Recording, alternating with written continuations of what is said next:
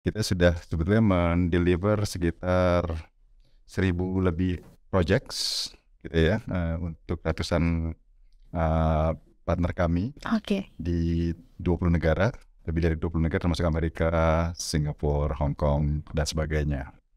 That's why our name is WIR, We Indonesian Rockstring.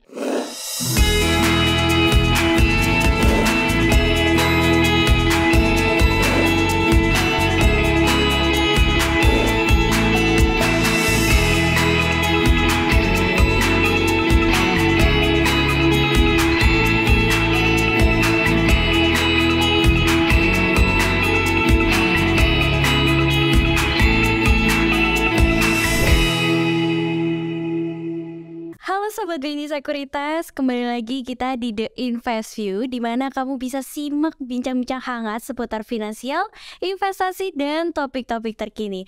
Halo Sobat Beni Sekuritas, gimana kabar kamu di sana? Semoga dimanapun kalian berada, kalian semua dalam keadaan sehat dan pastinya baik-baik aja ya. Di episode The Invest View kali ini, kita akan kembali ngobrol dengan salah satu emiten nih. Nah, emiten yang akan kita ajak bincang-bincang hari ini adalah salah satu pelopor bisnis berbasis teknologi digital reality, yaitu WIR Asia dengan kode saham WIRG. Dan di hadapan saya di sini juga sudah hadir langsung nih Bapak Jimmy Halim, Chief Business Development Officer and Co-founder dari WIR Group. Halo, selamat siang Bapak. Siang. Nah, saya senang sekali nih bisa ngobrol bareng Bapak di siang hari ini. Sama-sama. Oke, nanti kita mungkin akan banyak berbincang ya Pak mengenai seputar bisnis dan juga proyek apa aja sih yang lagi dijalani WIR Group nih ya di tahun ini. Dan pastinya saya nggak sendiri Pak, di sini ada partner saya, ada Mbak Aurelia Siabudi, Research Analyst kami di Beni Sekuritas. Dan halo, selamat siang Mbak Aurel. Oh sih. Oke, gimana kabarnya hari ini? Baik. Oke, jadi hari ini Mbak Aurel juga mau berbincang-bincang juga ya bareng dengan kita di sini. Pastinya seru banget, makanya Sobat Beni Sekuritas harus banget pantengin podcast ini dari awal sampai akhir. Nah, langsung aja kita akan mulai nih ya Pak, untuk membuka perbincangan kita di siang hari ini. Mungkin kata orang tuh tak kenal maka tak sayang Pak. Makanya di sini Sobat Beni Sekuritas yang nonton juga pengen tahu nih, kenalan lagi sama WIR Group itu perusahaan yang seperti apa sih Pak? Mungkin boleh nih Pak diperkenalkan. Ya, terima kasih Bu Okta. Ya, WIR Group sebetulnya sebuah kelompok usaha atau grup yang berkecimpung di usaha pengembangan solusi software gitu ya, yang didasarkan teknologi augmented reality, virtual reality, dan AI. Ya, sejak awal berdiri di tahun 2009 gitu ya, kita sudah sebetulnya mendeliver sekitar 1.000 lebih projects gitu ya, untuk ratusan partner kami. Oke. Di 20 negara, lebih dari 20 negara termasuk Amerika, Singapura, Hong Kong, dan sebagainya. Nah, dari beberapa proyek tersebut sebetulnya kita juga, dan inisiatif yang kita lakukan, kita mendapatkan juga berbagai award dan juga college gitu ya, sebagai best AR campaign yang kita dapatkan di tahun 2015 dan 2016 untuk 2 proyek kita di overseas, salah satunya di Vietnam untuk Vision Flag, dan satunya lagi untuk di Nigeria yang bantu presidensi di sana, untuk menang sebagai presiden pada saat itu di tahun 2015 gitu ya, dan beberapa notable awards yang kita dapatkan juga di beberapa tahun terakhir. Nah, di WIR sendiri juga kita mempunyai sebuah visi sebetulnya ya. Visi tersebut yaitu untuk menyediakan semacam kayak ekosistem digital yang kita siapkan untuk smart society gitu ya, dan juga beberapa solusi O2O metaverse yang kita siapkan untuk para masyarakat gunakan menjelang trennya Web 3.0 yang sedang marak saat ini. Demikian sekilas sekitar WIR. Oke. Nah, selain yang tadi Pak Jimmy jelaskan ya, banyak juga nih yang mengenal WIR ini sebagai salah satu perusahaan pengembang metaverse. Tapi kan kalau kita ngomong metaverse tuh luas banget ya Pak. Nah, kalau dari perseroan sendiri nih Pak, teknologi apa sih yang dikembangkan oleh WIR itu sendiri? Ya, Metaverse sebetulnya juga nggak teknologi atau istilah yang baru ya sebetulnya. Udah Betul, cukup lama. betul. Cuman memang trennya baru lately aja. Iya, Sejak mungkin Mark Zuckerberg setuju. mention sekitar mungkin 2 years ago ya. Gitu. Nah, sedangkan teknologi-teknologi yang digunakan untuk Metaverse sendiri sebetulnya juga nggak baru juga gitu ya. Dan apalagi kita yang berkecimpung di AR, VR itu adalah key components atau key technologies yang sebetulnya digunakan dalam menghadirkan Metaverse gitu ya. Oke. Nah, this teknologi sebenarnya kita udah kembangkan sejak tahun 2009 sejak kita berdiri sebetulnya. Dan kita popularize di tanah air di Indonesia ini. Demikian. Oke. Ya. Nah, kenapa sih Pak dari sejak tahun 2009 itu perusahaan memilih untuk mengembangkan dua teknologi ini nih, ada AR dan VR itu sendiri?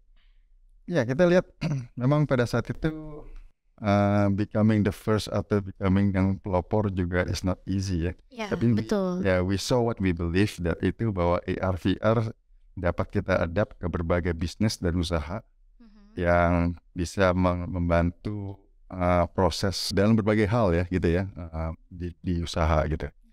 Tapi pada saat itu of course sebagai di tahun 2009 waktu kita mulai it's quite difficult untuk meyakinkan banyak orang gitu ya. Ya, betul. Ya, beberapa founders kami juga waktu itu di awal-awal waktu menjual AR selalu dibilang kan AR itu bukan augmented reality tapi kan sebagai account receivable. Dianggapnya account receivable gitu ya, jarang ngertinya gitu pada saat itu. Not easy. However, kita selalu mencari jalan untuk bisa mentwist bisnis modelnya supaya bisa diterima oleh banyak partner kami lah pada saat itu. That's how we started AR dan juga kita believe itu bisa terdeliver dan pada saat hari ini memang bisa diaplikasikan di berbagai bisnis partner kami gitu.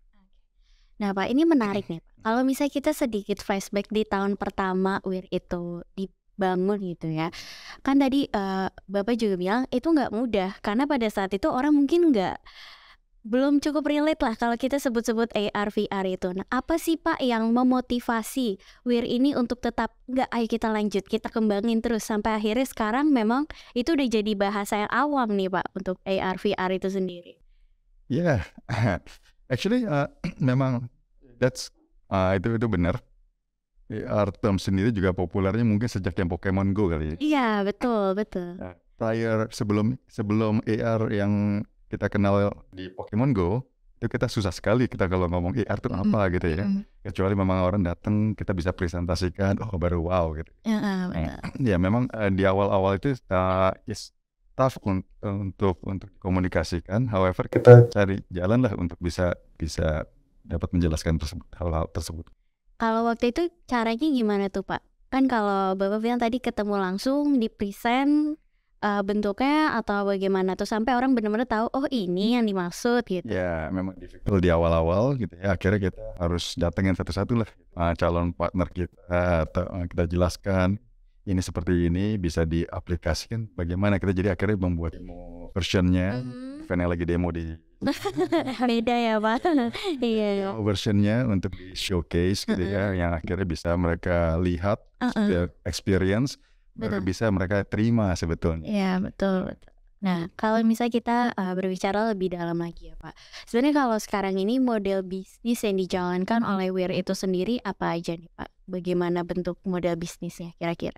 Ya, software memang kan quite tricky untuk monetize gitu ya. Di awal-awal itu terutama orang aja tidak mengenal teknologinya, apalagi itu monetize gitu ya. Tapi sebagai founders kita kemarin juga akhirnya found a way caranya untuk memonetize dengan cara sebetulnya paling simple.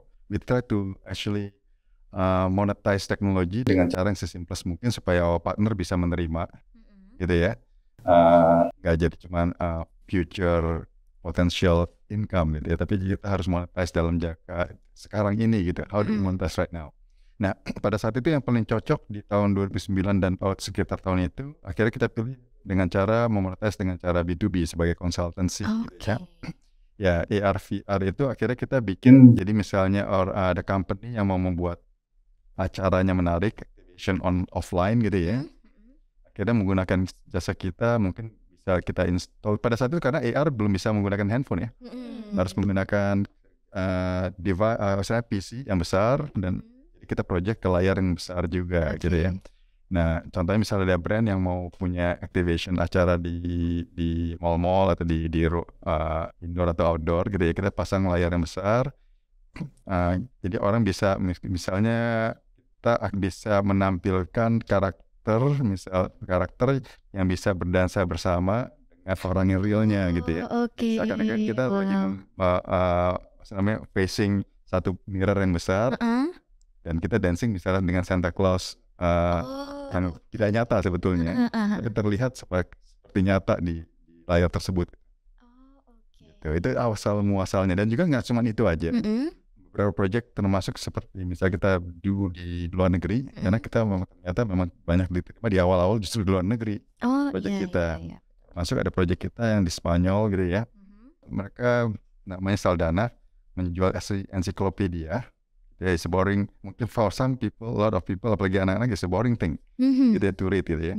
Tapi mereka minta kita untuk menggunakan AR teknologi untuk mengaktifkan, jadi waktu mereka buka menggunakan handphone gitu ya, mereka misalnya ada elangnya atau apanya bisa terbang di atas buku tersebut gitu ya, seakan-akan kalau dilihat melalui gadget gitu ya. Nah, hasilnya pada saat itu penjualan mereka naik sekitar 600%. Jadi memang signifikan sekali ya, bisa kita aplikasikan, tidak hanya memang experience-nya, tapi experience tersebut bisa menghasilkan bagi para partner kami penjualan yang meningkat, peningkatan penjualan gitu. Wah itu menarik sekali ya Pak. Kayak sesuatu yang biasa dengan adanya teknologi ini tuh jadi mungkin orang bilang tuh keren di luar akal gitu ya Pak. Ini kok bisa keluar dari buku gitu ya, karakter-karakternya betul-betul. Nah kalau tadi yang event-event besar itu berarti biasanya dulu diselenggarakannya sama salah satu perusahaan, terus Weir ini jadi salah satu supporting grupnya untuk membuat tadi yang event itu ya Pak, berarti ya. Some of the ways. Oke. Nah kalau beberapa project base yang mungkin sekarang lagi dieksekusi oleh Weir Group sendiri itu ada apa aja nih Pak? Ada beberapa sebetulnya, karena di Weir Group sendiri itu kan kita mengembangkan sebuah ekosistem. Ekosistem ini sebetulnya kalau di dissect juga kita ada beberapa anak perusahaan yang menjalankan kan gitu ya, yang mempunyai fokus masing-masing. Betul. Contohnya kita ada anak perusahaan yang namanya R&Co. Memang dari awalnya sejak berdiri juga R&Co dan di ID duluan gitu ya. Project yang dijalankan masih mirip-mirip dan sama gitu ya. Walaupun teknologinya lebih canggih, sekarang bisa pakai handphone, yang dulunya pakai PC gitu ya. Itu masih ongoing project-projectnya. Termasuk yang terakhir kita bikin untuk beberapa brand di Indonesia maupun di luar negeri. Contohnya yang kemarin kita bikin untuk salah satu fast food company di Indonesia. Kita adakan satu layar yang dimana orang bisa berkompetisi mengaktifkan avatarnya di layar, bisa berlari dengan makin cepat kalau kita support dengan suara tepuk tangan atau teriakan yang kencang gitu. Gitu ya. Jadi interactivity-nya ada, excitement-nya ada. Waktu mereka teriak bareng-bareng satu grup, dia sendiri ataupun teman-temannya, siapa yang bisa avatarnya bisa berlari paling cepat dan menghasilkan skor yang terbanyak. Gitu ya. Dengan demikian kalau misalnya skor terbanyak mungkin diberikan voucher atau voucher untuk belanja di brand tertentu. Ya, itu salah satu yang dikembangkan oleh R&Co.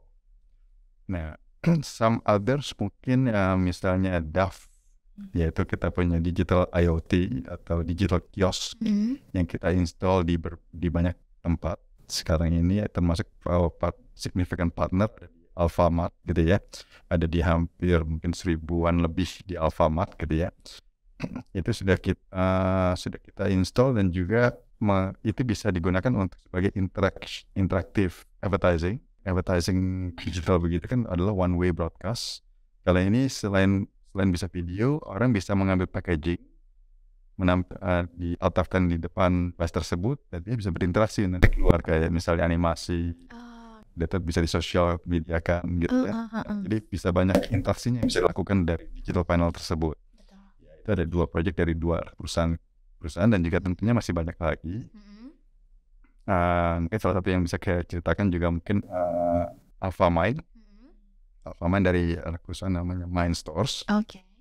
Ya, itu basically dengan menggunakan teknologi AR VR ini kita bisa menampilkan toko virtual Alfamart gitu ya.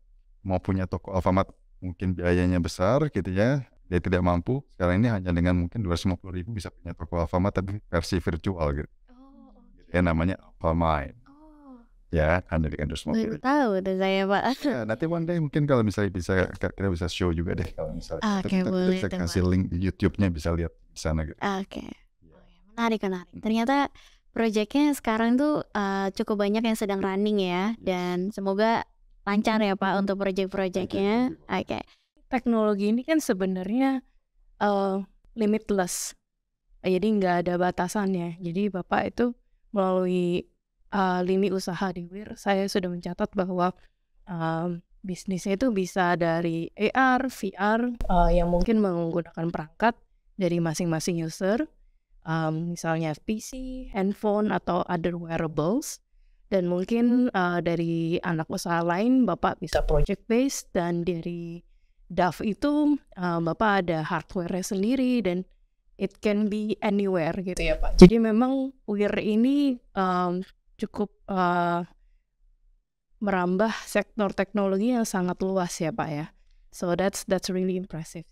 Thank you. Ya sebetulnya untuk menambahkan juga teknologinya sebetulnya masih berkutat di AR VR teknologi yang kita sebetulnya membuat itu dalam bentuk solusi. Betul. Untuk membantu para partner kita untuk mempenetrate mereka punya market further.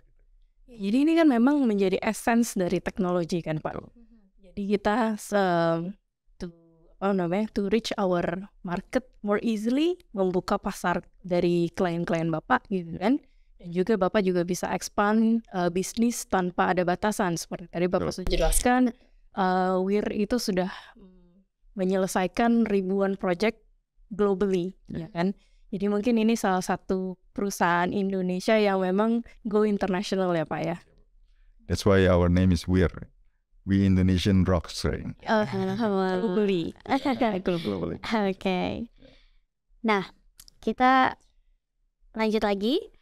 Setelah IPO nih Pak di April 2022 lalu, kira-kira pencapaian apa saja yang sudah WIR realisasikan nih Pak sejauh ini? Ya, sebetulnya kan kita punya plan untuk mendeliver beberapa bisnis gitu ya, yang sudah kita plankan gitu ya. Nah, so far mungkin dari segi pencapaian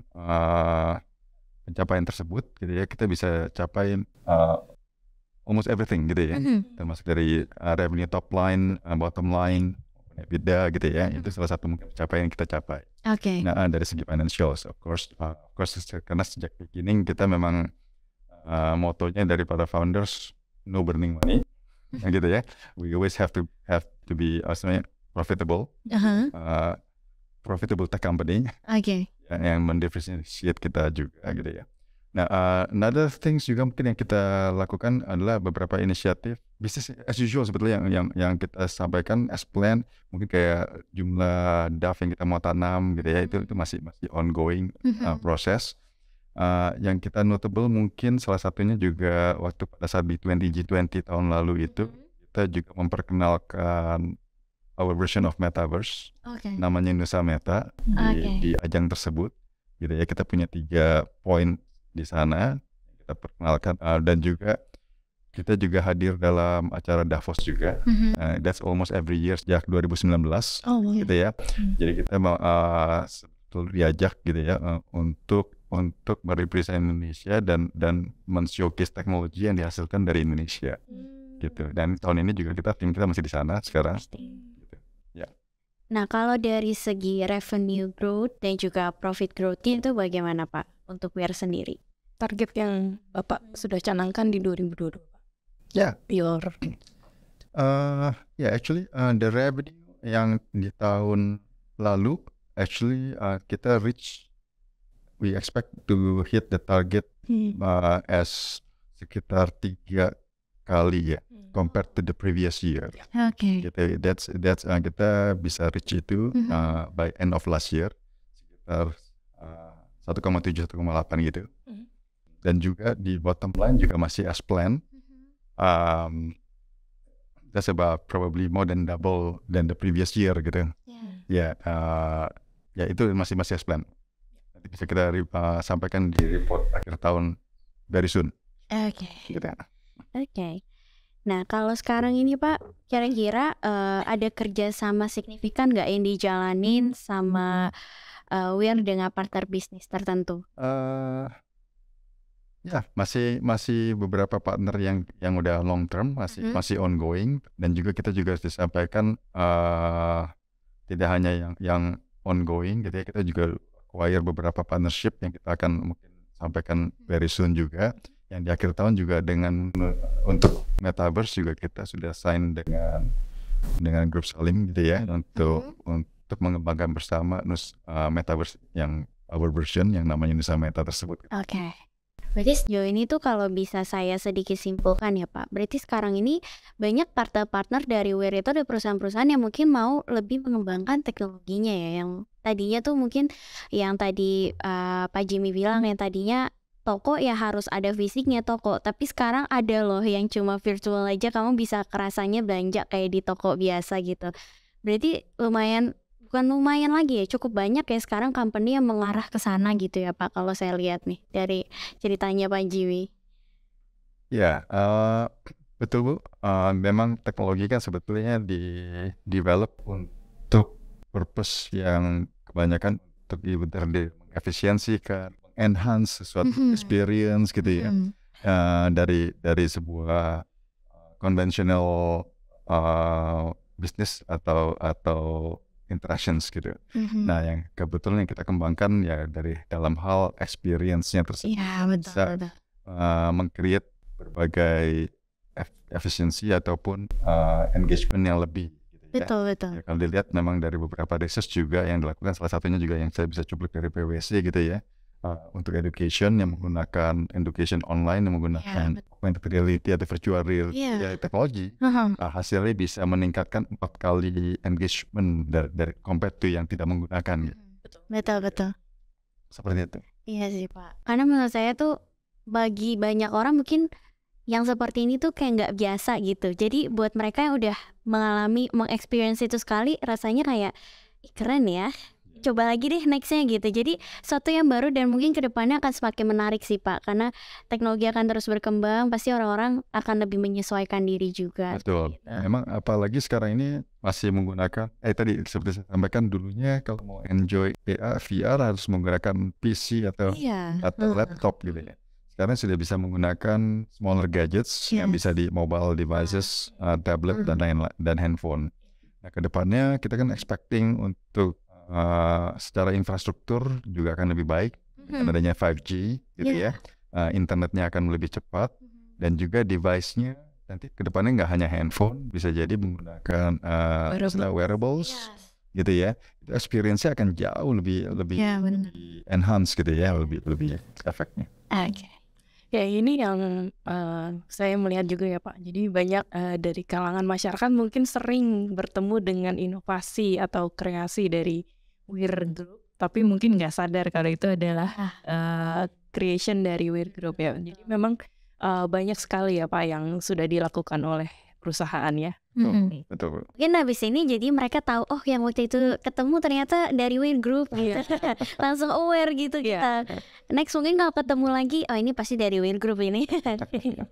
Oke. Mungkin sekarang udah nih kira-kira mau nanya apa aja? Iya, jadi ya saya sangat terkesima sih Pak sama bisnis dari Weir Asia. Jadi mungkin sekilas saya juga merasa bahwa perusahaan ini adalah salah satu pioneer dari sektor teknologi. Jadi kalau misalnya kita bahas tentang sektor teknologi di Indonesia mungkin kan yang masyarakat awam hanya mengenal mungkin yang perusahaan e-commerce dan mungkin sedikit di luar dari itu. Tapi nggak banyak yang mengetahui bahwa Weir Asia ini juga adalah suatu perusahaan teknologi yang sudah berdiri cukup lama ya Pak, dari tahun 2009 sampai sekarang dan profitable ya. Jadi yang mau saya tanya ke Bapak ini, boleh nggak Pak sharing sedikit competitive advantage dari Weir Group ini untuk sudah berhasil mencapai level yang sangat luar biasa pada saat sekarang ini tuh apa sih Pak gitu, dan tetap profitable Pak? Ya, competitive advantage mungkin yang kita punya sebetulnya kita ada mungkin 3 yang major gitu ya, especially in the technology, augmented immersive technology, digital reality yang diaplikasikan ke metaverse gitu ya. Kita punya 3 advantages. Yang pertama, karena kita start early as 2009 gitu, pada saat itu orang nggak kenal gitu ya. Mungkin handphone pada saat itu juga masih yang layar begini. Iya, saya ingat Ada tuh. belum ada WhatsApp Pak. Ya, belum ada WhatsApp. Iya. Jadi as an early player itu memang kita beruntung bisa mengadaptasikan bisnis tersebut cukup baik. Kita cukup beruntung pada saat itu gitu ya. Dan 2009 itu kita juga punya legacy di mana kita punya para partner yang sudah pernah kerjasama dengan para founders kita juga gitu sebelumnya. I see. Gitu ya. Dengan demikian mereka jadi bisa mau mencoba teknologi tersebut di berbagai bisnis mereka. Oke. Gitu ya. Nah, sejak itu sebetulnya since 2009 jadi makanya kita mendeliver banyak sekali project-project AR gitu ya di berbagai negara.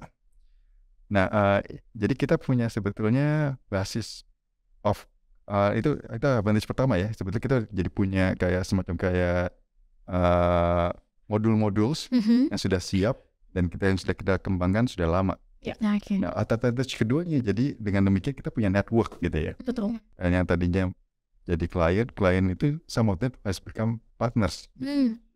Further a relationship gitu ya. Nah, para partners ini karena di berbagai project kita kadang-kadang kita cross gitu ya. Kita kenalkan cross sell gitu ya.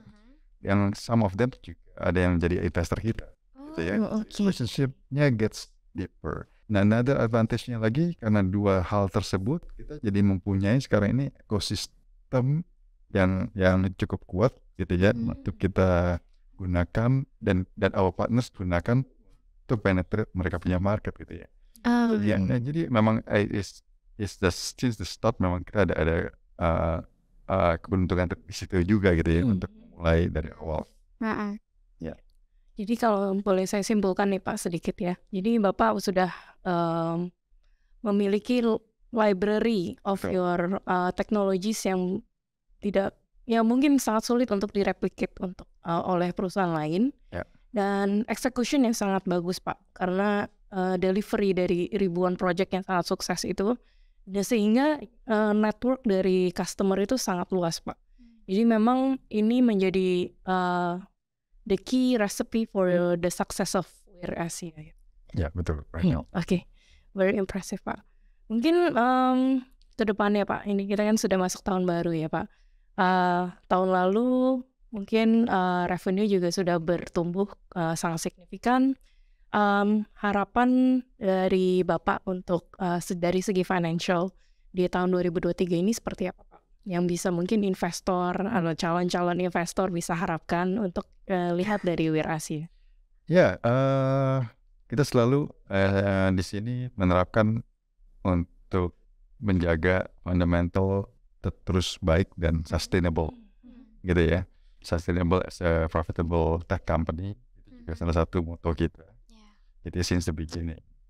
Nah, dan kita juga selalu membuat target yang kita bisa achieve, gitu ya. Dan so far historically kita memang sudah achieve as planned, gitu ya. Tahun lalu kan like I said revenue is about 1.7-1.8 trillion. We are planning to double it by this year, gitu ya, as planned, gitu. Jadi hopefully we can keep repeating the history. Ya, pasti Pak. Lalu mungkin ada rencana ekspansi bisnis baru Pak di tahun 2023 atau Bapak mungkin bisa sharing sedikit, ada nggak tantangan tersendiri nih Pak di tahun 2023 gitu, yang mungkin Bapak lihat agak sedikit berbeda dengan tahun-tahun yang lalu? Ya, dari produk kita sebetulnya kita terus adakan evolution gitu ya sebetulnya ya, untuk pembaruan, evolutions, karena kita juga harus menjawab tantangan dari para partner kita. Jadi kita sebetulnya melakukan R&D juga secara tidak langsung waktu kita membantu para partner kita, gitu ya. Jadi our partners atau our client success is our success gitu, gitu ya. Jadi dari hal itu that's what we are doing. Nah untuk yang hal baru mungkin sebetulnya is more like the metaverse kali ya, walaupun it's not really a new thing, but we've developed since last year itu we are going to grand launch by end of this year kan gitu kan memang targetnya gitu kan. Nah ini sebetulnya juga kan merupakan why metaverse gitu ya. Selama ini kita membuat solusi ini kan untuk menjawab current problems yang untuk current generations yang sudah ada. Gen Z, Pak. Ya mungkin for the Gen Z. Oke. Nah, metaverse will become probably the media yang relevant to Gen Z dan Gen A. Yes. Yeah. Gitu kan. Tanpa disadari mungkin anak-anak gitu ya, yang mungkin termasuk anak-anak saya gitu ya, they live in the metaverse like Roblox dan lain-lainnya gitu. Kan gitu kan. Those are actually metaverse in their own way gitu kan. Gitu ya. We have our own version of metaverse yang basically yang akan menjadi bridge atau jembatan untuk para partner yang kita sudah punya tadi sebagai aset kita, advantage kita, jembatan mereka ke para young generations. Okay. That's what we're going to do. Ya, dan ini mungkin menjadi salah satu yang perlu di-share juga ya nih Pak ke audience. Kalau metaverse itu kan memang ada beberapa versi. Jadi mungkin yang Facebook atau Meta kembangkan is one version, lalu yang Roblox kembangkan juga berbeda. Dan nanti Nusa Meta juga berbeda ya Pak.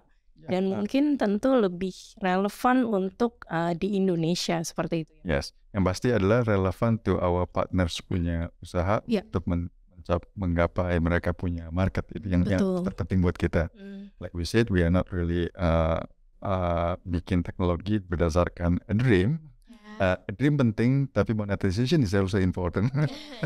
Kan gitu kan? Betul. Begitu. Jadi harus have to win-win situation juga between our partners, us and our users gitu. Yeah, that's true. Yeah. I think juga untuk mengembangkan metaverse itu memang takes time ya Pak. Jadi mungkin kalau ada yang berpikiran sekarang kayaknya belum applicable nih metaverse, tapi kan sebenarnya itu benar-benar butuh beberapa tahun supaya kita bisa kembangkan itu untuk masa depan ya Pak ya. Bisnis masa depan. Betul. Salah satunya sebenarnya that's what we said in every technology, termasuk YouTube dulu kan people doubt it gitu ya. That's true. Augmented reality kita gitu ya dulu kan people doubt it gitu ya sampai kita make it successful gitu. Nah di metaverse sendiri of course there are angles yang kita always improve dan tweak along the way. Seperti biasa kita kan membuat ini adalah solution gitu ya. Solution atau answer yang kita harus come out untuk men-solve problems dari para partner kita gitu ya. Masyarakat yang ada di market yang ada di Indonesia. Of course harus lebih cocok, harus lebih sesuai dengan lidah Indonesia gitu. Iya Pak. Oke. Very impressive. Mungkin selanjutnya Pak untuk pengembangan dari jangka waktu menengah 3 sampai 5 tahun Pak. Tadi kan kita bicara mungkin tahun ini Bapak sudah set revenue target dan mungkin melanjutkan proyek-proyek yang sudah ada dan kembangkan lagi ke teknologi ya. Untuk in 3 to 5 years Pak? Ya kita akan terus mengembangkan yang kita sudah plankan seperti tadi saya sampaikan. Memang based on our last year IPO punya plan juga kita memang untuk menggelontorkan memonetize the contracts that we have gitu ya. Kita sudah plankan untuk the next 3 to 5 years. Nah, untuk as far as 3 to 5 years itu biasanya kita juga ada R&D yang kita lakukan gitu ya untuk bisa di-monetizable probably 2 years and above gitu ya. Itu akan terus ada. Salah satunya kita akan introduce soon juga misalnya Wayfinder gitu ya untuk mempermudah orang navigate indoor gitu ya. Nah, itu akan kita launching juga very soon. I see. Ya, nanti kita bisa beritakan juga akan lebih lanjut. Oke. Gitu. Wow, ini menarik sekali ya Pak dari tadi obrolan kita. Tapi ada satu question di kepala saya nih yang pengen saya sampaikan nih Pak. Nah, mungkin untuk anak-anak muda sekarang ini teknologi seperti yang tadi Pak Jimmy udah sampaikan, itu tuh suatu yang biasa. Tapi kan kita punya generasi yang agak lebih mature lagi yang mungkin belum terbiasa dengan teknologi seperti ini. Nah, itu bagaimana Wir sendiri menghadapi tantangan itu? Ya. Nah, exactly sebetulnya metaverse actually kan for the younger generation. Yes. Nah, tadi our current solutions yang melalui DAF, installs dan lainnya itu yang merupakan O2O digital ekosistemnya. Jadi yang kita cater justru untuk yang current generations gitu ya, yang relevan to current generations. Contohnya tadi AlphaMind yang kita gunakan untuk empower mothers gitu ya. Itu yang kita gunakan yang sebetulnya untuk current generations. DAF yang orang bisa datang ke toko fisik gitu ya, untuk berinteraksi dengan satu layar gitu ya. Juga we use it untuk meng-cater to current generations. However, those teknologi sendiri juga kita memang buat untuk bisa menjembatani antara ya the past, the current, to the future juga. Yes. Ke depannya, of course, these technologies akan evolve juga. Along the way nanti. Wow, ini kalau tadi dari sisinya Pak Jimmy, sekarang saya mau tanya dari sisinya Mbak Aurel sebagai analis nih ya. Nah, mungkin saya sedikit mau tanya nih, kalau dari pandangan Mbak Aurel sendiri, melihat kondisi pasar modal sekarang ini, khususnya kita berbicara di sektor teknologi ya, sekarang ini bagaimana nih Mbak Aurel?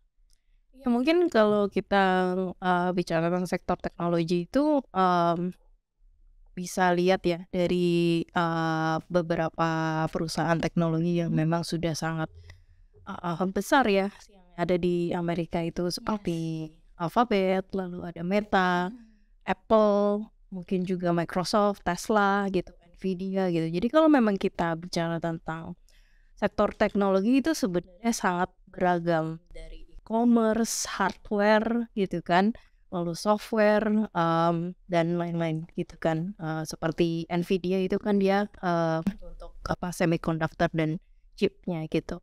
Nah, tapi memang mereka di sektornya itu ada unsur-unsur makro yang sangat mempengaruhi valuasi dan ekspektasi dari pertumbuhan dari perusahaan-perusahaan tersebut ini gitu. Jadi kalau kita ngomong sektor teknologi, karena pandemi memang sektor ini sangat terakselerasi ya pertumbuhannya. Jadi nggak cuma e-commerce gitu yang memang lebih applicable ya untuk masyarakat Indonesia, tapi memang dari semua perusahaan yang masuk ke sektor tersebut gitu. Nah, memang kalau saya boleh kilas balik atau flashback ya, di tahun 2022 itu adalah ada perubahan dari kebijakan fiskal gitu dan juga moneter ya. Jadi kan memang QE atau quantitative easing yang dilakukan oleh The Fed itu di stop dan mereka mulai tapering gitu kan. Jadi dan dari saat yang bersamaan kita juga melihat bahwa central bank di dunia itu nggak cuma dari Amerika Serikat itu sudah mulai pengetatan ya dengan menaikkan suku bunga. Nah, oleh sebab itu memang ada perubahan dari ekspektasi investor terhadap pertama dari segi valuasi karena memang dari tingkat suku bunga yang lebih tinggi, dan yang kedua adalah faktor pertumbuhannya. Nah, kedua hal tersebut yang menyebabkan sektor teknologi itu underperform ya di tahun 2022.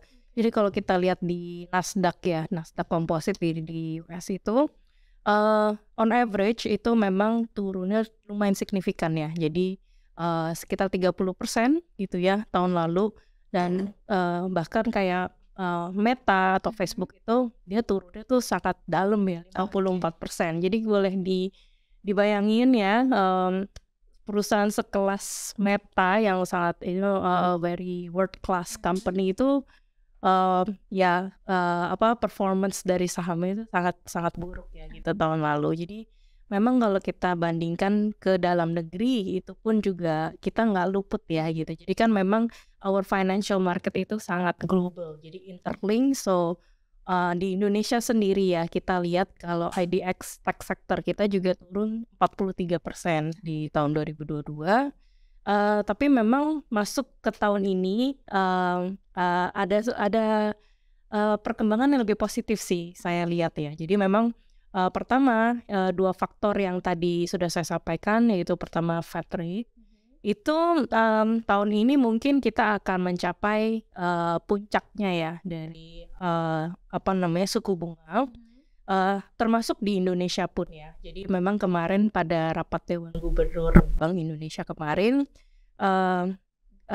BI memutuskan untuk menaikkan lagi 25 basis point ke 5,75%. Nah, dari ekonomis kita di BNI Sekuritas melihat bahwa ini kita juga sudah mendekati ke akhir dari tren penaikan suku bunga ya di tahun ini. Sehingga kalau kita lihat di investor saham ya, itu selalu forward looking, which means kita nggak ngelihatnya hari ini, tapi mungkin ke 6 bulan ke depan gitu ya. Sehingga di 6 bulan ke depan tidak akan ada lagi kenaikan suku bunga, yang dimana kita akan tahu nih gitu. Jadi kan ke depannya kita udah bisa lebih memiliki pandangan yang lebih jelas gitu kan. Berapa nih yang akan kita pakai sebagai acuan suku bunga untuk mungkin akhir tahun 2023 atau dan selanjutnya di tahun 2024. Jadi memang kalau kita lihat yang selanjutnya itu adalah risk appetite ya, atau sentimen dari investor itu sudah membaik nih di tahun ini ya. Jadi kalau di 2023 sendiri kita sudah mencatat bahwa IDX tech sector itu sudah outperform sebesar 7,3% sampai per hari ini ya gitu, atau kemarin Jadi kalau dilihat sebaliknya IHSG itu masih flat aja di 0,15%, which means apa nih gitu kan, tahun lalu sektor teknologi itu sangat underperform dibandingkan IHSG, namun masuk ke 2023 ini kondisinya berbalik gitu. Jadi memang ini menjadi salah satu fenomena lah ya kalau kita bisa bilang untuk di pasar saham ketika ada rotation. Jadi memang investor itu selalu mencari aset-aset, yaitu ya saham-saham yang valuasinya lebih atraktif dibandingkan satu dan lainnya. Itu satu. Lalu yang kedua juga kalau kita lihat dari foreign flow itu juga kan mereka membandingkan mana nih yang lebih atraktif untuk dari segi potential return. Apakah di Indonesia atau di China, di Amerika gitu kan. Maka dari itu kemarin kita juga mencatat dengan adanya berita bahwa China akan reopening ya, sehingga economic activity-nya mereka akan dibuka kembali sehingga bisa mendorong aktivitas ekonomi di sana. Kemarin kita melihat ada fund outflow ya dari IHSG ke China, tapi per 3 hari ke belakang kita juga udah melihat bahwa udah mulai balik lagi untuk foreign flow-nya. Jadi memang ini menjadi suatu hal yang ya boleh dibilang dinamika lah ya, dinamika dari investasi di pasar saham yang which is menurut saya sih interesting sih. Jadi memang going forward, sektor teknologi salah satu sektor yang sangat menarik sih untuk investasi tahun ini. Oke, nah ini sobi-sobi yang dengerin bisa mulai nih lirik-lirik ke sektor teknologi nih, karena tadi udah dijelasin sendiri sama Mbak Aura kalau di 2023 ini akan ada kemungkinan peningkatan kembali gitu ya, atau kayak perkembangan lagi ya di sektor teknologi ini ya. Oke, wow, ini obrolan kita cukup seru sekali hari ini. Tadi juga kita udah dengar sharing dari Pak Jimmy mengenai WIR dan juga aspek-aspek bisnisnya, produk-produk teknologinya, dan itu pastinya bisa menambah pengetahuan baru lagi dari Sobat BNI Sekuritas semua yang nontonin podcast kali ini. Nah, aku mau nyampaikan terima kasih untuk Pak Jimmy untuk waktunya hari ini.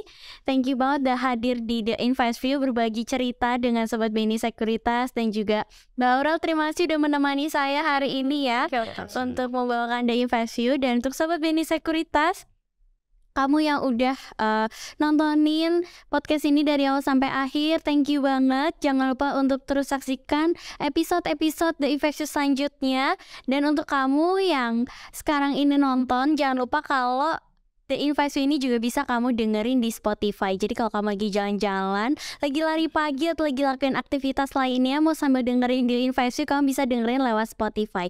Jangan lupa untuk subscribe dan juga komen, like, semuanya pokoknya di video podcast-podcastnya The Invest View. Dan jangan lupa juga untuk follow sosial media BNI Sekuritas di Instagram, Twitter, dan juga Facebook supaya kamu gak ketinggalan infonya. Dan sampai jumpa lagi di episode selanjutnya. Sampai jumpa.